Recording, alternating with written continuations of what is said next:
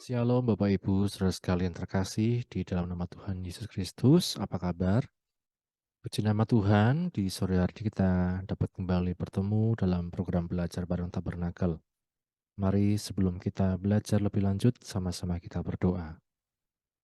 Bapa, kami bersyukur untuk kesempatan yang Kau beri kepada kami untuk kami belajar dari firman-Mu. Bukalah hati kami dan pikiran kami dan mampukan kami Roh Kudus untuk memahami, mengerti, dan untuk melakukan firman-Mu dalam kehidupan kami. Berkatilah anak-anak-Mu Tuhan yang mendengarkan program ini. Dan bersyukur di dalam nama Tuhan Yesus Kristus kami berdoa. Amin. Bapak Ibu, saudara sekalian, program belajar bareng Tabernakel kita sudah sampai di episode yang ke-45 dan ini menjadi episode yang terakhir di tahun 2023. Kita akan melanjutkan program ini di tahun 2024. Pada episode kali ini, Bapak Ibu saudara sekalian, saya memberi judul Melayani dalam Ketulusan. Kita kembali melihat tentang skema-skema suci, di mana ini menjadi satu gambaran, ya, gambaran saja kehidupan kita, iman percaya kita sebagai orang percaya. Dikatakan ketika kita belum ada di dalam Kristus Yesus, kita berada di luar Kristus, di luar halaman, ibaratnya seperti itu. Kita bisa masuk ke halaman, di sana ada pintu gerbang menandakan percaya, ya, tahapan percaya bahwa Tuhan Yesus Kristus itu adalah Tuhan dan Juru Selamat kita. Kemudian di mezbah korban bakaran, di sana berbicara tentang korban. Kita selalu melihat korban Kristus yang menjadi tebusan bagi kita orang berdosa. Setelah kita percaya dan memahami bahwa Yesus Kristus itu adalah penebus kita masuk dalam sakramen baptisan air yang dilambangkan dengan kolam pembasuhan. Di sini kita menanggalkan manusia lama dan mengenakan manusia baru di dalam Kristus yang terus-menerus diperbaharui sesuai dengan gambar Kristus pencipta kita.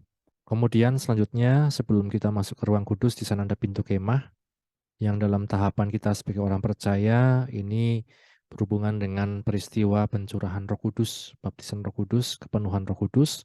Roh Kudus sangat kita butuhkan untuk mengingatkan kita akan kebenaran firman Tuhan. Di dalam ruang kudus ada 3 alat, yaitu meja roti sajian atau meja roti pertunjukan, pelita atau kandil, dan juga mezbah dupa atau mezbah ukupan. Meja roti pertunjukan atau meja roti sajian menjadi gambaran kehidupan yang dipenuhi oleh firman Tuhan. Roti adalah makanan bagi manusia jasmani kita, dan firman adalah makanan bagi manusia rohani kita. Kemudian pelita adalah lambang terang. Kita hanya dapat menjadi terang ketika Roh Kudus itu memenuhi setiap kehidupan kita, Roh Kudus menuntun kehidupan kita, Roh Kudus mengingatkan kita tentang firman Tuhan yang kemudian membuat kita mampu menjadi terang dalam dunia yang gelap ini. Mezbah dupa menjadi gambaran doa dan penyembahan dalam kehidupan orang percaya, yang mana kita tidak hanya berdoa dan menyembah saat ibadah, tetapi saat hidup sehari-hari. Lewat pekerjaan, studi kita, semua itu merupakan satu doa kepada Tuhan. Pintu tirai adalah pintu yang sangat tebal. Pintu ini dikatakan terbuka, terrobek, ya. Saat Yesus disalib, pintu tirai di bait suci robek dari atas sampai ke bawah, terbelah menjadi 2. Pintu tirai ini adalah kemanusiaan kita. Ya, banyak sekali kita mengandalkan kekuatan kita untuk melakukan firman Tuhan, tetapi ternyata tidak mampu. Dan hanya oleh karena korban Kristus kita dimampukan untuk masuk dalam ruang maha suci. Di sana ada tabut perjanjian yang melambangkan persekutuan yang intim dengan Bapa di surga. Karenanya Bapak Ibu saudara sekalian, inilah gambaran bagaimana Kristuslah yang berkarya dalam kehidupan orang percaya. Kristuslah yang membuka jalan untuk kita sampai kepada Bapa. Kristuslah pusat iman percaya kita, di mana kita dapat mengenal Bapa hanya melalui Tuhan Yesus Kristus. Rabu yang lalu kita belajar tentang mempersembahkan skill atau keahlian untuk pekerjaan Tuhan atau kemuliaan Tuhan. Sebelum membangun tabernakel, kita melihat bangsa Israel diminta untuk mempersembahkan harta, tenaga, keahlian, dan lain-lain. Seperti di Keluaran 35 ayat 10-11, di sana dikatakan, segala orang yang ahli di antara kamu haruslah datang untuk membuat segala yang diperintahkan Tuhan, yakni kemah suci, atap kemahnya dan tudungnya, kaitannya dan papannya, kayu lintangnya, tiangnya, dan alasnya. Kita melihat Bapak Ibu saudara sekalian tentang skill atau keahlian, ada beberapa pengertian ya, misalnya tentang bakat. Ini dipercaya merupakan bawaan sejak lahir, dan ada juga yang dipengaruhi oleh lingkungan. Kita dapat melihat gambarannya dalam perumpamaan talenta. Ada yang diberikan 5 talenta, 2 talenta, 1 talenta. Apakah kita mengembangkannya? Ya, kemudian tentang karunia. Itulah pemberian Tuhan untuk suatu tugas khusus ya bagi orang percaya. Baik di Keluaran 31, 35 kita melihat Besaleel dan Aholiab dipenuhi pengurapan Tuhan yang memampukan, dikatakan, untuk mereka dapat membuat berbagai macam barang-barang, mengkoordinir orang-orang untuk melakukan pekerjaan Tuhan. Kemudian di 1 Korintus pasal 12 kita juga melihat karunia-karunia Roh Kudus diberikan untuk satu tugas khusus kepada siapa Roh itu menghendakinya. Jadi bukan kita yang memaksakan diri, tapi justru Roh itu yang memberikannya kepada kita. Dan semua itu intinya adalah pemberian dari Tuhan. Jadi Bapak Ibu, seringkali mungkin kita dibingungkan ini satu bakat atau satu karunia atau apa, tetapi mari kita tidak perlu diperbingungkan dengan hal-hal semacam itu. Karena apa? Semua itu pemberian Tuhan. Yang menjadi masalah, apakah kita mempersembahkan semuanya untuk kemuliaan Tuhan? Ya, ini yang menjadi pertanyaan dalam kehidupan kita. Apakah kita mengenali bakat kita? Apakah kita mengenali karunia khusus yang Tuhan berikan kepada kita? Bakat dan karunia apapun yang sudah Tuhan percayakan pada kita, mari kita kembangkan, pertajam, dan persembahkan untuk kemuliaan nama Tuhan. Pergunakan skill, keahlian kita untuk melayani dan memuliakan nama Tuhan dimanapun kita berada. Amin Bapak Ibu. Kemudian di Rabu ini kita belajar tentang melayani dalam ketulusan. Kemarin kita belajar tentang mempersembahkan skill keahlian. Nah, sekarang kita lebih dalam lagi bagaimana kita mempersembahkan itu, yaitu dengan satu tanda ketulusan dalam kehidupan kita. Kita buka dalam Keluaran 35, di sana di ayat yang ke-25 dikatakan, Keluaran 35 ayat 25, setiap perempuan yang ahli memintal dengan tangannya sendiri dan membawa yang dipintalnya itu, yakni kain ungu tua, kain ungu muda, kain kirmizi, dan lenan halus. Kemudian ayat 36, semua perempuan yang tergerak hatinya oleh karena ia berkeahlian memintal bulu kambing. Amin. Berbahagia setiap kita yang baca, mendengar, dan juga yang melakukan firman Tuhan. Jadi kalau kita lihat Bapak Ibu saudara sekalian, ada relasi antara keahlian, kemudian apa? Tergerak hatinya, kemudian melakukan. Jadi setelah dilakukan pemintalan, terus dibawa untuk dipersembahkan untuk pekerjaan rumah Tuhan. Jadi kita punya keahlian, misalnya keahlian dalam hal ini memintal ya, atau seperti menjahit ya. Punya keahlian memintal bulu kambing, memintal bulu kambing. Kemudian tergerak hatinya, dia keahlian, ada orang berkeahlian tapi tidak tergerak hatinya. Dia bisa lakukan berbagai macam hal, pinter dan lain sebagainya, keahliannya banyak misalnya, tetapi tidak tergerak untuk membantu pekerjaan Tuhan. Ada banyak ya seperti itu. Nah, saya dapat apa nanti? Tidak ada yang perlu saya lakukan, tidak ada yang saya cari, jadi tidak tergerak sama sekali. Tetapi perempuan-perempuan ini kita melihat dikatakan mereka berkeahlian dan mereka tergerak hatinya. Nah, setelah itu apa dikatakan? Setiap perempuan yang ahli memintal dengan tangannya sendiri, membawa yang dipintalnya itu yakni kain ungu tua, kain ungu muda, kain kirmizi, dan lenan halus ya untuk kemuliaan nama Tuhan, untuk pekerjaan Tuhan. Nah, ini Bapak Ibu saudara sekalian, kita melihat dalam kehidupan kita sebagai orang percaya, dikatakan selain mempersembahkan skill atau keahlian kita untuk memuliakan nama Tuhan, mari kita melakukan itu semua dengan ketulusan, dengan tulus. Jadi seperti yang saya katakan tadi, ada orang yang keahlian, skill, tidak tergerak, ya bahkan harus dipaksa-paksa, ayo melayani Tuhan. Akhirnya tidak tulus, akhirnya tidak tulus. Tapi ada juga yang punya skill, tergerak hatinya melayani, kemudian dengan ketulusan. Ini tidak mengharap apa-apa dan lain sebagainya. Jadi Bapak Ibu sekalian, kita jangan sampai hitung-hitungan ya. Kalau bahasa sekarang hitung-hitungan sama Tuhan. Saya dapat apa? Cuannya apa kalau saya melayani? Tapi mari kalau kita punya keahlian, kita tergerak hati, kita layani dengan ketulusan. Tulus dalam Kamus Besar Bahasa Indonesia dapat dikatakan, diartikan sebagai sungguh dan bersih hati, benar-benar keluar dari hati yang suci, jujur, tidak pura-pura, tidak serong, tulus hati, tulus ikhlas. Ya, ini dalam Kamus Besar Bahasa Indonesia dikatakan, tulus itu ya sungguh hati, bersih hati, benar-benar keluar dari hati yang suci, jujur, tidak pura-pura, tidak serong, tulus hati, tulus ikhlas. Maka dalam hal ini kita perlu belajar apakah apa yang kita kerjakan semua itu dengan satu ketulusan atau hanya cari untung, cari nama, dan lain sebagainya. Di dalam Alkitab ada beberapa contoh ketulusan, misalnya pertama dalam hal memberi sedekah, kedua dalam hal berdoa, ini nyambung ya di Matius pasal 6, kemudian dalam hal membantu sesama. Kita lihat Bapak Ibu dalam Matius pasal 6.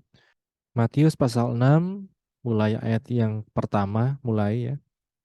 Ingatlah jangan kamu melakukan kewajiban agamamu di hadapan orang supaya dilihat mereka, karena jika demikian kamu tidak beroleh upah dari Bapamu yang di sorga. Jadi apabila engkau memberi sedekah, janganlah engkau mencanangkan hal itu seperti yang dilakukan orang munafik di rumah-rumah ibadat dan lorong-lorong, supaya mereka dipuji orang. Aku berkata kepadamu, sesungguhnya mereka sudah mendapat upahnya.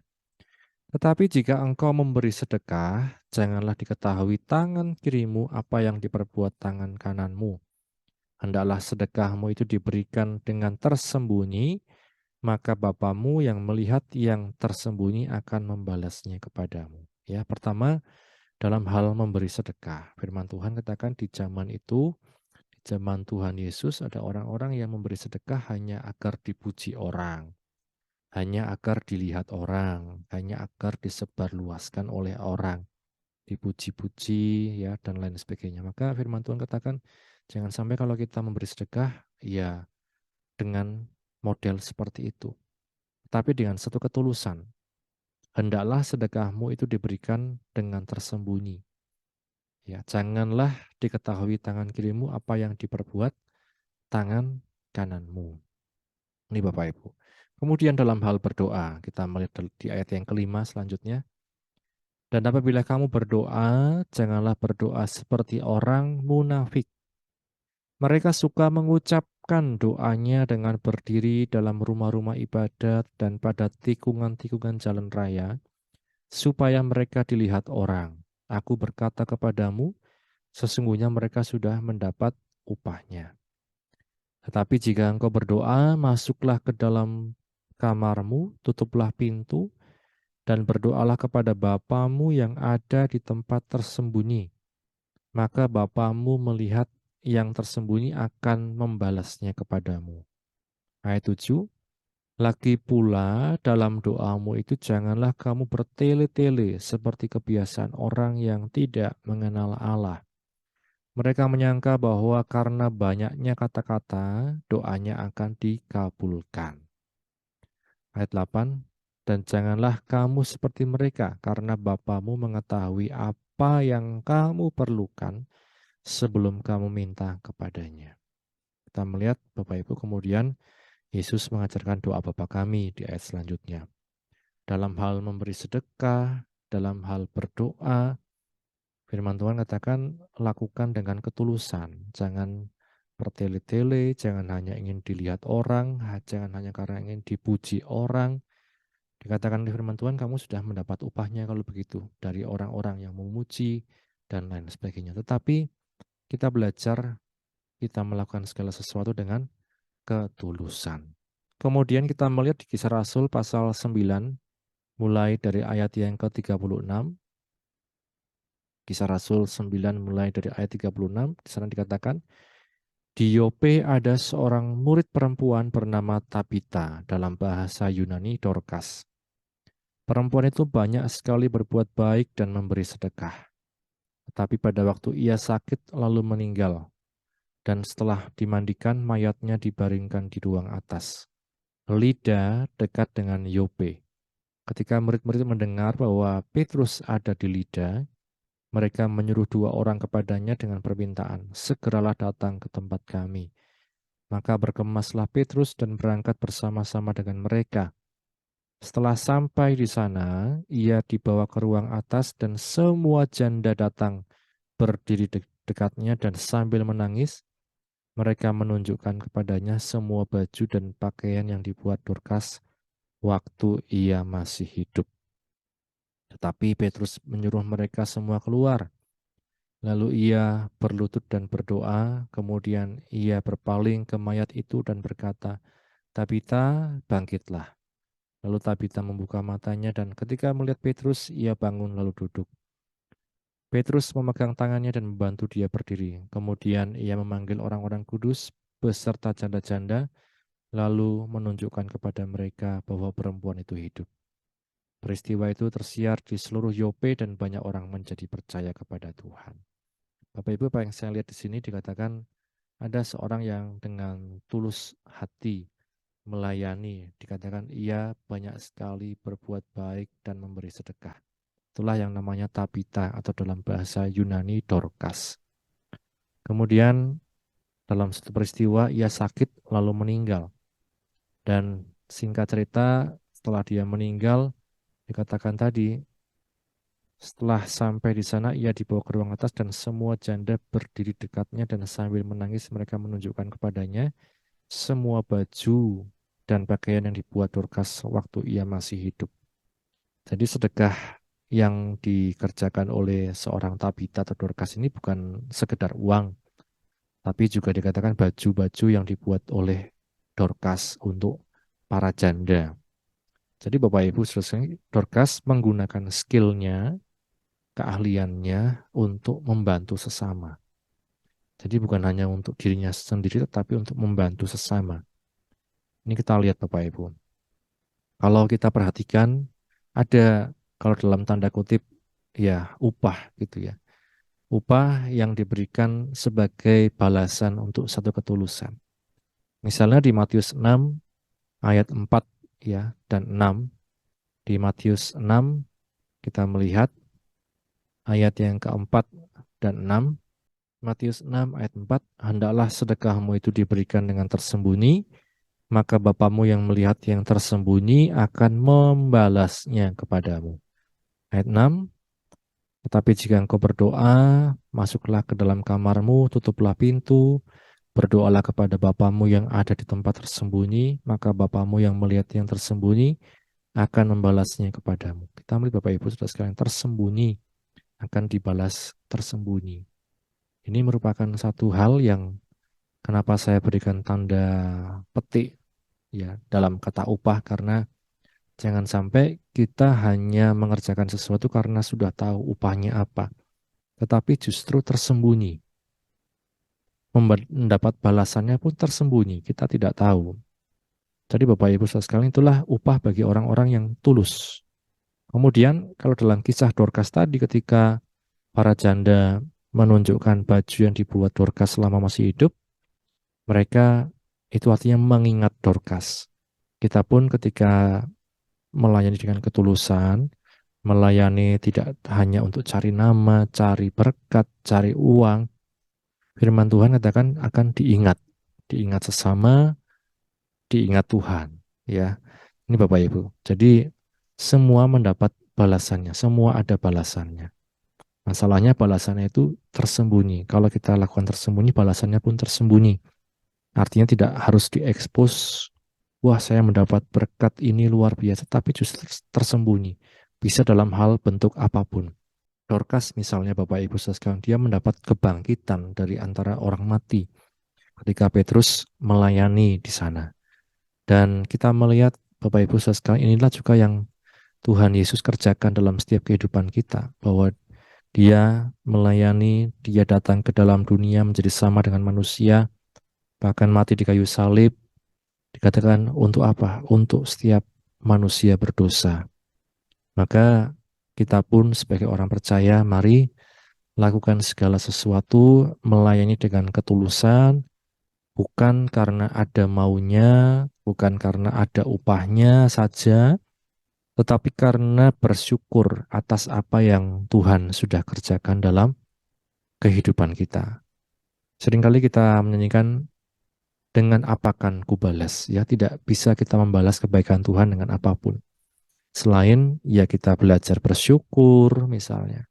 Tetapi kebaikan Tuhan tidak akan bisa dibalas. Siapa bisa membalas apa yang Tuhan sudah lakukan bagi manusia berdosa? Mati di kayu salib menjadi tebusan bagi kita, tidak ada yang bisa membalas. Tapi mari kita bersyukur atas apa yang Tuhan sudah kerjakan dalam kehidupan kita. Kita punya skill apa, kita punya keahlian apa, kita mungkin punya kelebihan apa. Mari tergerak, ya, tergerak untuk melayani sesama, tergerak untuk pekerjaan Tuhan. Dan lakukan dengan ketulusan, bukan karena cari nama, cari upah, cari uang, dan lain sebagainya. Biarlah firman Tuhan ini menjadi bekal juga untuk kita mempersiapkan diri menjelang Natal. Kita melayani di bidang apapun, layani dengan ketulusan. Tidak harus terlihat di depan, tapi layani dengan segala apa yang kita bisa dengan ketulusan. Kiranya firman Tuhan menjadi berkat untuk kita. Mari sama-sama kita berdoa. Bapak, kami bersyukur untuk firman-Mu yang telah kami baca, kami dengar, kami renungkan. Menolong kami untuk menyadari bahwa Engkau yang telah mati untuk kami, Kau bangkit untuk kami, untuk menyelamatkan setiap kehidupan orang berdosa. Dan biarlah kami dapat selalu bersyukur kepadamu. Apapun yang Kau percayakan pada kami, skill, keahlian, harta, benda, kemampuan, tenaga, dan lain-lain, biarlah kami tergerak untuk melayani sesama, untuk membantu pekerjaan Tuhan, dan untuk juga menjadi berkat dimanapun kami berada. Terima kasih Bapa, dan warnailah hati kami dengan ketulusan. Penuhilah hati kami dengan ketulusan, sehingga kami juga dapat melakukan segala sesuatu yang kami kerjakan dengan ketulusan dari Engkau. Berkatilah anak-anak-Mu yang sudah mendengar firman-Mu dimanapun berada, dalam apapun yang mereka pergumulkan, Engkau yang selalu menolong. Kami bersyukur, doa kami, dalam nama Tuhan Yesus kami berdoa. Amin. Puji nama Tuhan, Bapak Ibu Saudara sekalian, Tuhan Yesus memberkati. Amin.